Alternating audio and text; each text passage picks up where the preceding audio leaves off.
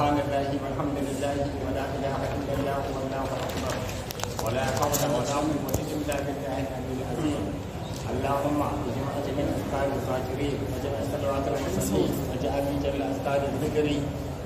وجميع الصلوات الصلاه على سيدنا محمد شفيع المذنبين وعلى اله ابحر القائلين على جماعه علمك يا رب. اللهم عليكم اولي وبك ملاذي واليك التجائي وعليك توكلي وبك صدقتي وعلى حولك وقوتك اعتمادي وبجميع المجال احكامك ردايا باكراري بسريان بنعمتك في كل شيء وعدم اكمالي خروج شيئا دفعا او جلا عن كلمك وقهرك حتى لحظه السكون. سبحان ربك رب العزه عما يصفون والسلام على المرسلين والحمد لله رب العالمين.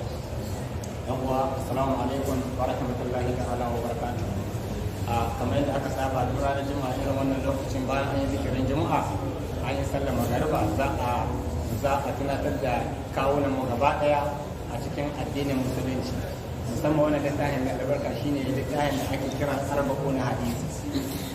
wanda ɗan uwa sun sani dai wannan karatun ana yin shi ne dai ba a matsayin cewa su ɗan uwa ba mu sani ba, ana yi ne tare da kowa gaba daya a matsayin cewa tunatarwa ne. An sani mun sani daga cikin akwai han malamai cikin mu wanda kowane zai iya yin wannan karatu, amma dai saboda dai dalili wasu dalilai suka sa dai Allah kaddarci mu ne muke gabatar da wannan karatu a wannan wurin da albarka. Muna roƙo ɗan uwa gaba daya duk wanda ko da muna neman taimako a gurin yan uwa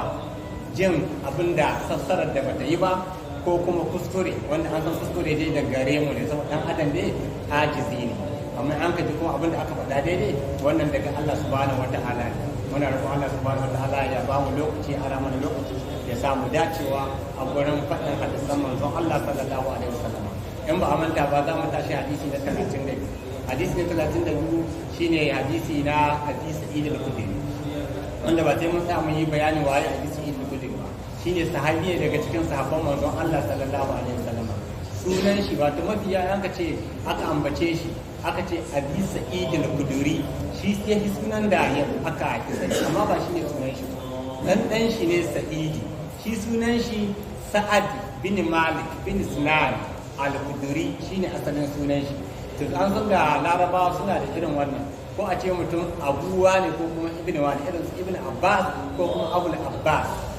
ga sunan da sauransu. To a bisa ilmi kuduri mun faɗi cewa matashi ne wanda babansa Malik bin Sinan ya yi shahada a lokacin yakin Uhud, wanda abin tausayi bayan yana dawowa sai na Rasulullah ya dawo daga Uhud, shi ne abi wannan shi Sa'ad sai ya tarbe manzon Allah sallallahu alaihi wasallam, sai yake ce mishi ya Sa'ad bin Malik, yace labbaika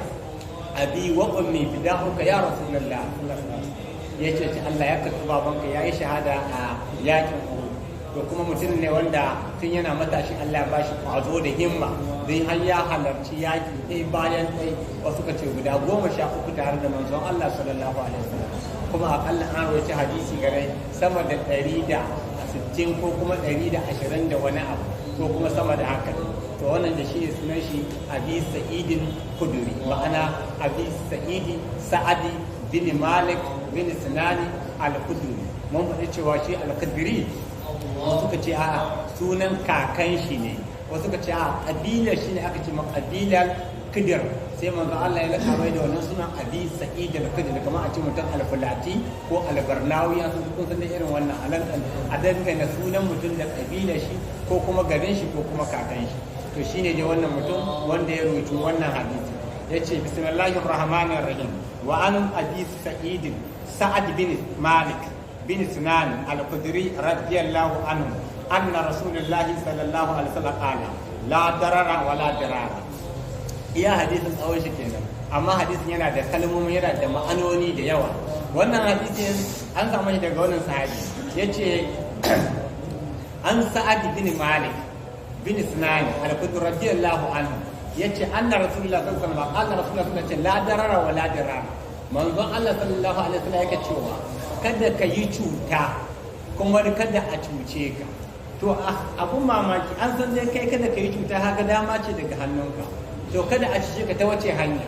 Zai iya yiwa kai baka yi cuta ba amma kuma a cuce ka. a inda har za ka samu dama yadda ka san za ka iya kare kanka ka hana ma'ana ka cuci wani ɗan adam to kai ma in ga dama ka kare kanka kada a cuce ka saboda cuta ba ta da daɗi yana da kyau ashe kowannen ko ta hanyar mu'amala ko kasuwanci ko zamantakewa tsakanin mata da miji da yan uwa kakka yadda dai a ce kai kai cuta dama in har zai yi gara a ce kai aka cuta da a ce kai kai cuta saboda in kai kai cutar in kai aka cuta za ka ce ka yahi shikenan dama kai kake ja in ka saki shikenan to amma in kai kai cutan fa to kaga in ka samu sa'a yahi ma a nan duniya in baka samu sa'a kuma lahira Allah ya kama ka ma'ana yayi maka hukunci to shine yake cewa la darara wa la dirara kada ka yi cuta kada kuma ka bari a cuce ka amma in ka samu dama ya zo ko a alqur'ani la tazlimuna wa la tuzlimuna ko yake cewa kada ka cuta kada ka yi zalunci kuma kada ka bari a zalunce ka manzon Allah sallallahu alaihi wasallam yake cewa ka taimaki azzalimi sahabbai abin ya daure musu kai suka ce ya rasulullahi mun san dai shi azzalimi ya mun san ma'ana ka taimaki azzalimi da aka yi suka tambaye to ce haya yake ce ai ka hana shi zalunci shi wanda aka zalunta taimakon shi a dawo mai da zaluncin da aka ma'ana abin shi da aka zalunta to shi wanda ya yi zalunci wa ya za a taimake shi a hana shi zalunci in ka hana shi zalunci ka taimake shi ko ta kowace siga ne ka hana shi kamar hadisin nan gaba da wannan kaɗan za mu same shi inda manzon Allah sallallahu alaihi wasallam yake cewa man ra'a minkum mankaran falyughayyirhu bi yadihi shi ma hadisin wannan ne na Abu Sa'id al-Khudri nan gaba kaɗan za mu samu wannan hadisi ma'ana kada ka yi zalunci kada ka bari a zalunce ka yan ka kiya kuma wannan gaba ɗaya kalmar nan tana da wani saboda da iya wannan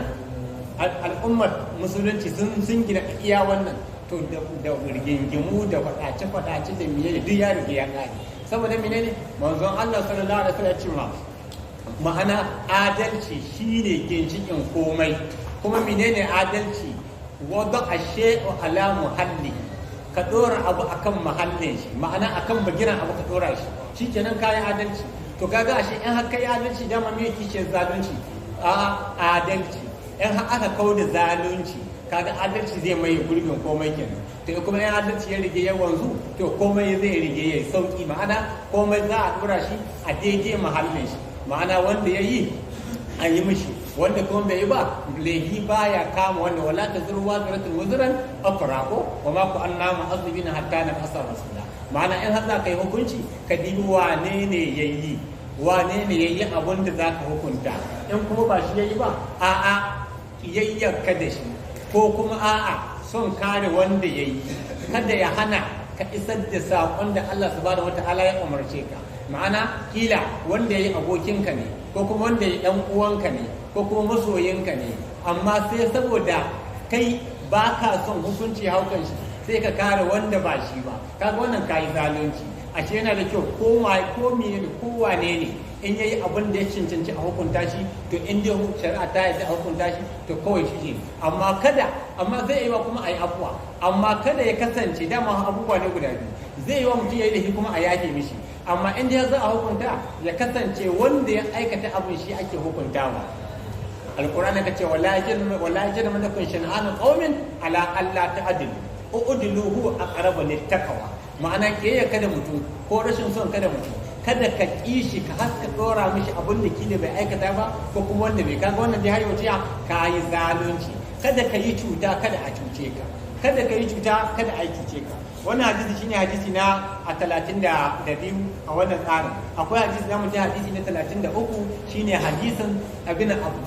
ibn Abbas kuma shine sahabi daga cikin sahabban manzon Allah sallallahu alaihi wasallam